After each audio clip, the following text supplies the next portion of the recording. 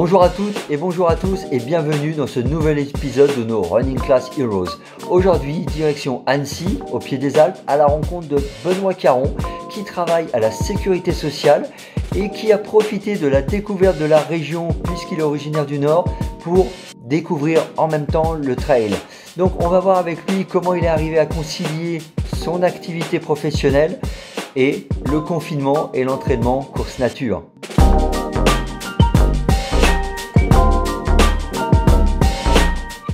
Alors bonjour Benoît, je suis ravi de pouvoir échanger avec toi parce que tu exerces une activité qui est finalement peu commune et dont on n'aurait pas pensé qu'on avait forcément besoin dans cette période de confinement. Toi tu étais obligé d'aller travailler. Alors j'en dis pas plus parce que je veux pas dire de bêtises sur ce que tu fais, donc explique-nous un peu. Ok, écoute, salut Fred, salut à tous. Tout d'abord, merci pour cette interview, c'est vraiment super chouette le concept. Alors, je me présente, je m'appelle Benoît, j'ai 32 ans, je suis sur Annecy. Je bosse à la caisse primaire d'assurance maladie de Haute-Savoie, ou simplement dit la sécurité sociale. Depuis le confinement, je continue de bosser donc sur le site. D'habitude, on est 500 salariés, là on n'est plus que 50. Alors, mon métier, il est simple, je m'occupe de gérer, c'est tout ce qui est le courrier, le flux entrant des différents documents. Donc, c'est le trier, le mettre en forme et le mettre à la disposition de tous les agents des services de la caisse pour qu'ils puissent simplement travailler dessus, sachant que tous les autres collègues sont en télétravail. Alors, on a compris, on nous a vite fait comprendre dès le début du confinement que notre travail, tout simplement, il est primordial. On est vraiment le maillon de la chaîne. Sans nous, les autres services ne peuvent pas traiter les dossiers, donc ils ne peuvent pas payer les arrêts de travail, des feuilles de soins. Donc c'est vrai qu'en cette période de confinement, c'est vraiment très très dur parce qu'il y a des personnes qui sont sans revenus, donc on ne peut pas se permettre de faire attendre ou ne pas payer. Donc c'est vrai qu'on est quand même très très important pour eux. Également au boulot, c'est jongler avec la réception. Donc avant le confinement, on recevait environ 150 kg de courrier par jour. Maintenant, on en reçoit 20, 40, 60, 80. C'est vraiment très très aléatoire. Donc c'est vrai qu'aujourd'hui, avec toutes ces incertitudes que chaque jour est différent, mes journées, je ne sais pas à quelle heure elles finissent. Sachant qu'à partir de lundi, j'intègre la brigade. C'est une nouvelle mission pour notre entreprise.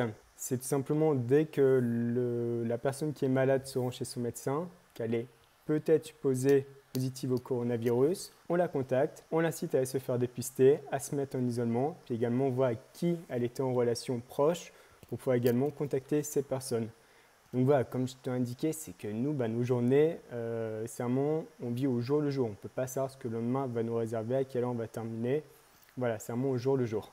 Alors c'est très intéressant ce que tu nous dis, hein, parce qu'effectivement la sécurité sociale dans son ensemble et donc l'assurance maladie dont tu fais partie a ce rôle d'amortisseur social dans une période de crise comme on vit, mais c'est pas forcément ce qui est le plus visible parce qu'évidemment on voit en première ligne tout ce qui est personnel soignant.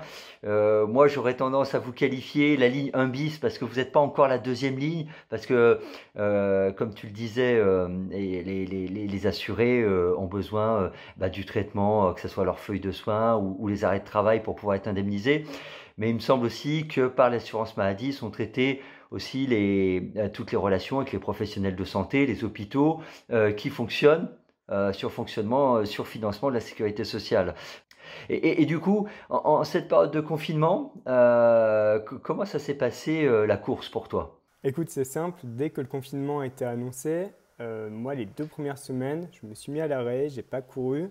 On sortait de l'hiver, donc c'est vrai qu'on est toujours un peu enrhumé, on est fatigué, on ne sait pas trop si nos collègues ont attrapé le coronavirus. Donc c'est vrai que pendant 2 semaines, je me suis mis à l'arrêt. Il y avait tout ce qui était les médecins, la télé, on nous disait de ne pas faire de sport intensif. Donc voilà, vraiment l'arrêt total. À partir de début avril, là, j'ai commencé à apprendre la course à pied. Donc moi, comment ça se passe, c'est que je vais courir environ tous les 2 jours, dans la limite de 1 km 1 heure, leur fameuse limite, ce qui est normal. Mais je dois également jongler avec ma femme, parce que ma femme est en télétravail. On a un petit de 2 ans, donc elle doit bosser, garder le petit. Donc le soir, je prends le relais. Donc c'est vrai que ce n'est pas évident.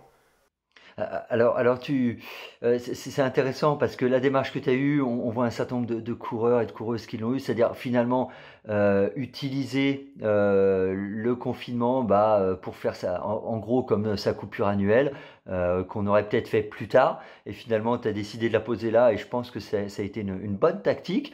Et après, reprendre derrière, évidemment, comme on le dit souvent, en gérant aussi je vais pas dire les contraintes parce que c'est la famille et c'est surtout pas une contrainte. Moi aussi, j'ai un fils, donc je sais ce que c'est.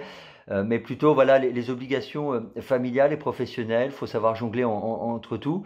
Mais du coup, toi qui vis à Annecy, c'était pas trop dur. Enfin, je pense qu'il y a des coins sympas pour courir à Annecy. C'était pas trop dur de rester dans la zone d'1 kilomètre ou finalement, tu avais rapidement, en sortant de chez toi, des endroits plutôt sympas. Bah écoute, c'est vrai que là, je me préparais, on avait eu un hiver qui n'était pas trop froid, qui n'avait pas eu trop de pluie, donc j'étais bien parti en montagne plus tôt que prévu.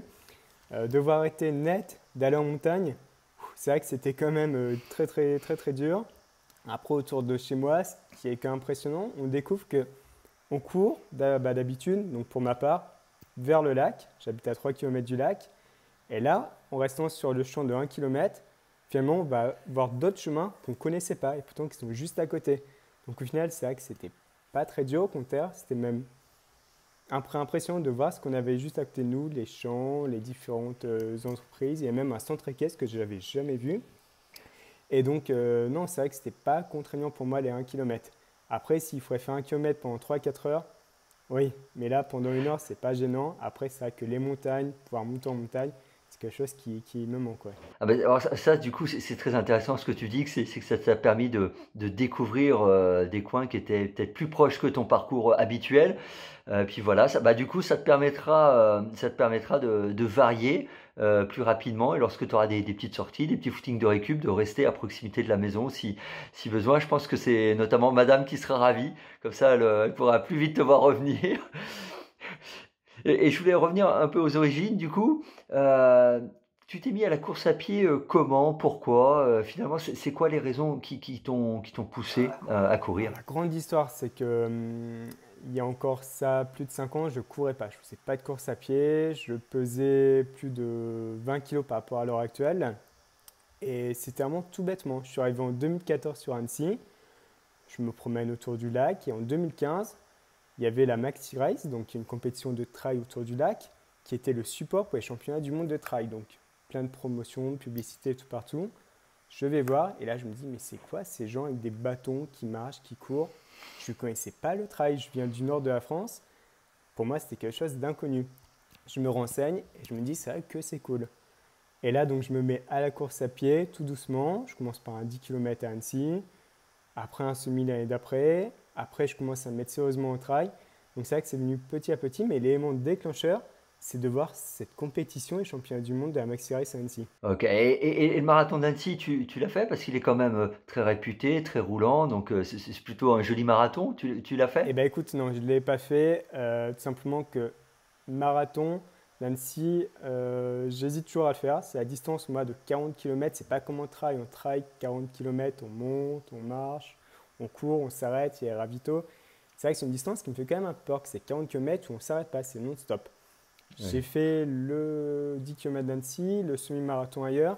Après, c'est vrai que cette année, avec les compétitions qui sont annulées une par une, si celui de Annecy est maintenu, pourquoi pas? Je me fixe dans un coin de la tête ce petit objectif. Bon, alors peut-être que si le marathon est maintenu, ils gagneront une inscription en plus. Alors du coup, on arrive à la fin de notre échange, Benoît. Je te laisse le mot de la fin. Donc voilà, à toi, tu dis ce que tu souhaites dire. Bah écoutez, moi ce que je tiens à dire, c'est que pour tout le monde, surtout les gens qui courent, il ne faut pas se croire invincible. Il y a beaucoup de gens, des coureurs, même des professionnels, comme par exemple Michel Lannes, qui est un très grand coureur de trail, qui est tombé malade, qui l'a attrapé. Donc on a la chance de pouvoir courir, mais surtout faites-le de manière prudente, respectez les autres personnes, essayez de vous éloigner de toutes les personnes que vous croisez. Voilà, vraiment faites attention à vous et aux autres. Alors, je te remercie pour ces paroles pleines de sagesse et de bon sens, Benoît. Et puis, du coup, je te dis à bientôt. Puis, je regarderai les résultats du marathon d'Annecy si c'est maintenu pour trouver ton nom. Ça marche. À bientôt. Merci à toi,